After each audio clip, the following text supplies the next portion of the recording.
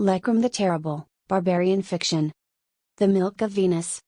In Dana, sorceress of the flesh, while Lekrum was coming closer to her, in her temple. There was a lot of blood streaming here through tubes, pipelines and tunnels. She was surrounded by rats. "Why do you live here alone in these ruins?" Lekrum asked. "These aren't ruins," Dana said. She was holding her sword above her head. "Don't come any closer," she almost whispered. Suddenly Lekrum grasped her arm, and she had to let her sword fall. She was wrestling to become free, but she was in a tight grip. "What kind of things are you doing here?" Lekrum asked. "None of your business," she shouted. Suddenly she fell down. Snakes were coming closer. Lekrum tied her. He went deeper into the temple. Strange objects were here, and many skulls. It looked like a restless place. Many monkeys had been tied to the walls. Lekrum freed them. In the depths of the temple there was a hall in which she kept many slaves. She gave them food by which they turned into living skeletons, very powerful. She used these skeletons to wage war. Through a door in the back of the temple you could enter a garden, in which the Fool's Hill was, a hill of skulls on which a queen throned, Gersh. She lived in the Fool's Fortress. She was a jester and a gamer. In the nights the hill was always burning, for parties. Lekrum took his bow and shot her from a distance by an arrow. She was in one of her towers, on one of the balconies, and she actually fell down. She changed into a fire-spitting bird. Lekrum went to the fortress, and went upstairs. There were burning candles everywhere. He heard a voice saying, "Who can escape from Fool's Hill? Who can escape from under her foot? She treads and treads, oh, who can escape? Yes, who can escape from Fool's Hill? You can never leave this thrill." Then the voice started to laugh. The queen sat on her throne again.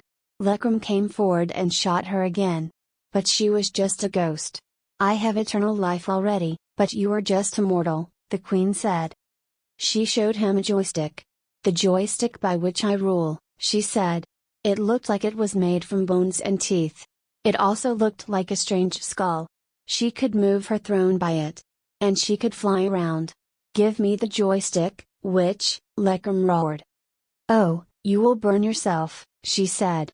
"It's just not designed for you. Mortals cannot hold it." Lekrum came closer. "I think these are all just games in your mind," Lekrum said. "Well, you cannot escape from Fool's Hill," she said. "You were burned under its foot, and I have raised you up, all by a balloon inside. You are swollen now, and I can make it pop." She showed him a needle. "The needle of death," she said. "Are you ready? Are you ready to go back to start?" "No, witch," Lekrum said. "I'm going to end your dream. I rule over all churches and temples, over all civilizations, and now you, a simple man, want to do something about that.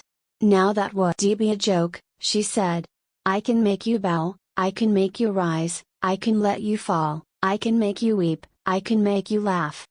Snakes came forth from the walls, and surrounded Lekrum, ready to take him to hell. It was like playing chess with her. "I know what you guard," Lekrum said. "I know your secret."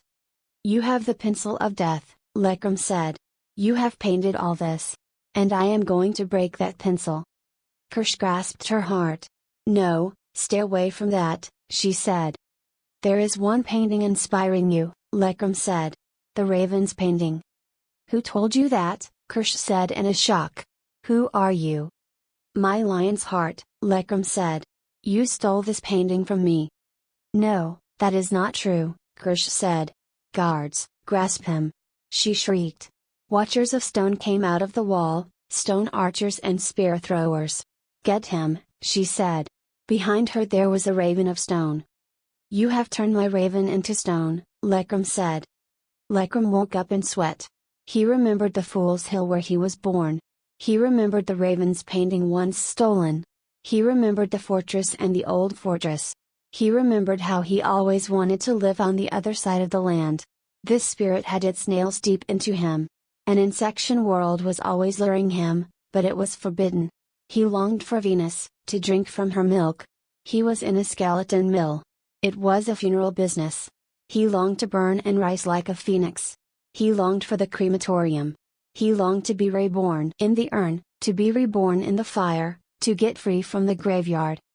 The hills were burning. The sun was bathing itself.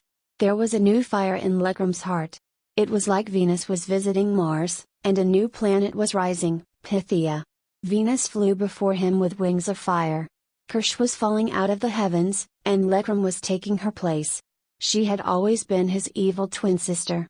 Through the tunnel of fire he escaped. He received a winged helmet. The old fortress in his head was falling.